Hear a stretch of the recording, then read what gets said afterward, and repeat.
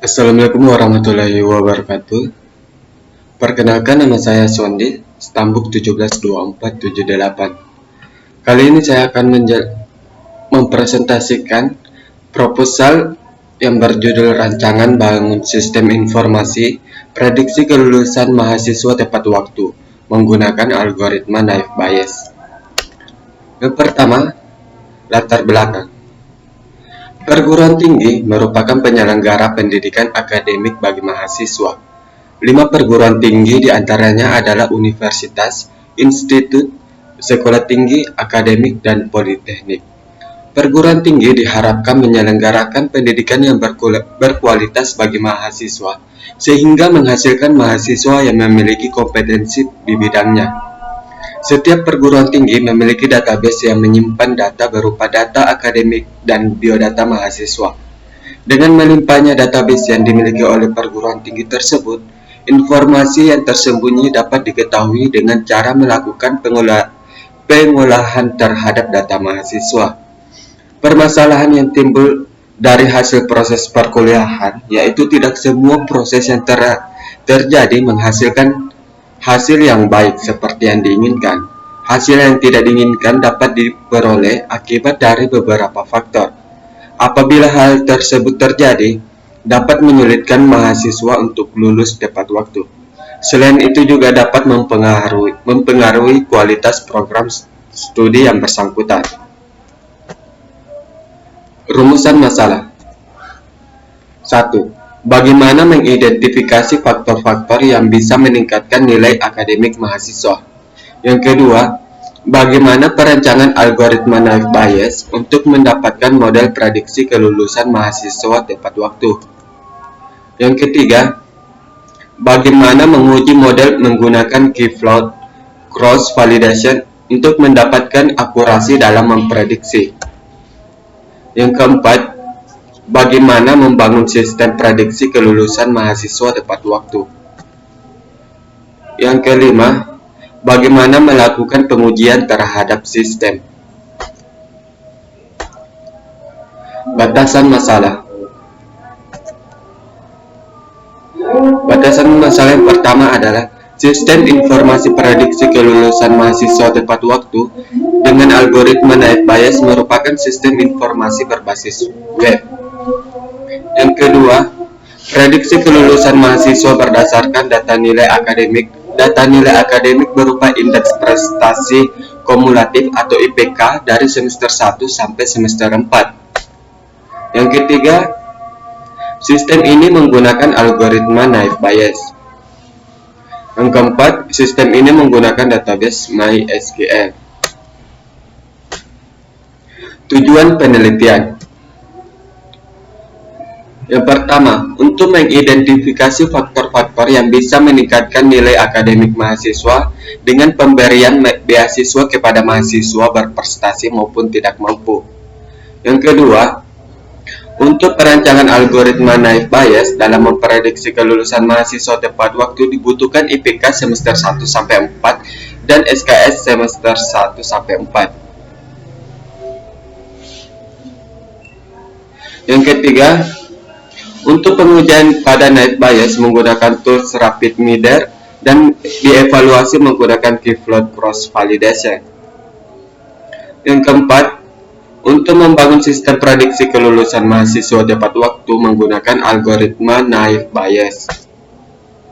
Dan yang terakhir, yang kelima, untuk menguji penggunaan perangkat lunak sistem menggunakan black box testing. Manfaat penelitian. Memudahkan dalam melakukan monitoring nilai akademis mahasiswa untuk memprediksi tingkat kelulusan. Mengetahui lebih dini masalah yang timbul dari proses perkuliahan sehingga menyebabkan mahasiswa telat lulus. Kerangka berpikir. Sistem aplikasi yang dapat memprediksi kelulusan mahasiswa tepat waktu atau tidak menggunakan algoritma naive Bayes. Jumlah yang tak seimbang antara jumlah mahasiswa baru yang masuk dan keluar yang telah menyelesaikan masa studi. Mahasiswa baru masuk dalam jumlah besar, sedangkan jumlah mahasiswa yang lulus tepat waktu jauh lebih kecil. Dengan masalah di atas, maka dibuatkan sebuah aplikasi data mining dengan menggunakan algoritma naive Bayes untuk memprediksi kelulusan mahasiswa yang dapat digunakan oleh prodi. Dengan mengetahui prediksi status kelulusan mahasiswa selama berjalannya perkuliahan, diharapkan dengan adanya sistem aplikasi ini dapat membantu dalam mengambil langkah strategis dan mengambil keputusan. Istilah umum. Sistem. Sistem adalah kumpulan elemen yang saling terhubung, yang berhubung dan berinteraksi dalam satu kesatuan untuk menjalankan suatu proses pencapaian suatu tujuan utama, menurut Sutarman 2012. Yang kedua, informasi.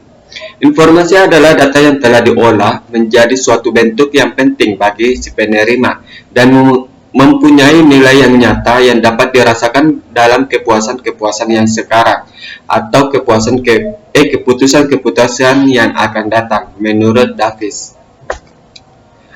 Sistem informasi. Sistem informasi adalah kombinasi dari manusia, fasilitas atau alat teknologi, media, prosedur, dan pengendalian yang ditujukan untuk mengatur jaringan komunikasi yang penting. Proses transaksi tertentu dan rutin, membantu manajemen dan pemakaian internet, intern dan ekstern, dan menyediakan dasar untuk pengambilan keputusan yang tepat, menurut Nas. Data mining. Menurut Witten dan Ian Hafran yang dikutip oleh Suntoro 2019, data mining adalah proses ekstraksi suatu data sebelum tidak diketahui, bersifat implisit dan dianggap tidak berguna, menjadi informasi atau pengetahuan atau pola dari data yang jumlahnya besar. Algoritma naive Bayes. Naive Bayes yaitu salah satu algoritma pembelajaran induktif yang paling efektif dan efisien untuk machine learning dan data mining. Performa naive Bayes yang kompetitif dalam proses klasifikasi walaupun menggunakan asumsi keindependenan atribut, tidak ada kaitan antar atribut. Penggambaran perhitungan naive Bayes seperti PLAPT. Nah, itu ada ya seperti itu penggambaran perhitungan naive Bayes.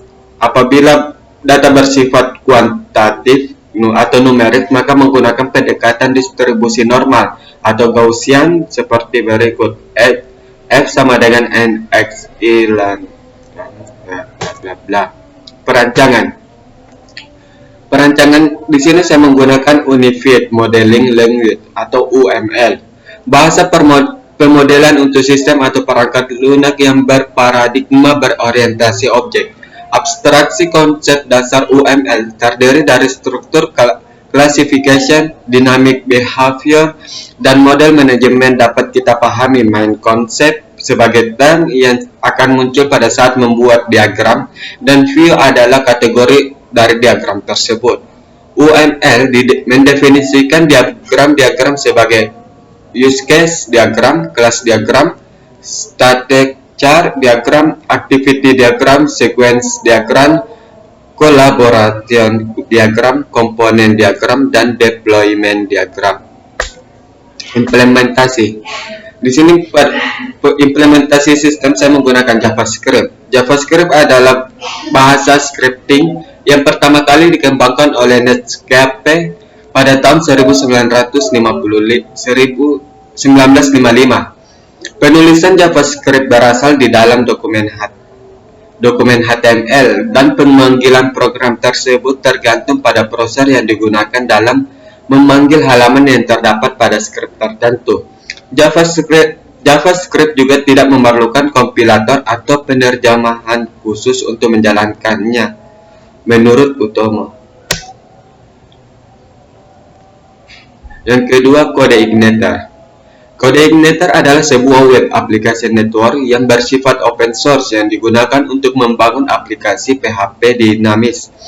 Codeigniter menjadi sebuah framework PHP dengan model MVC, Model View Controller, untuk membangun website dinamis dengan menggunakan PHP yang dapat mempercepat pengembangan untuk membuat sebuah aplikasi web.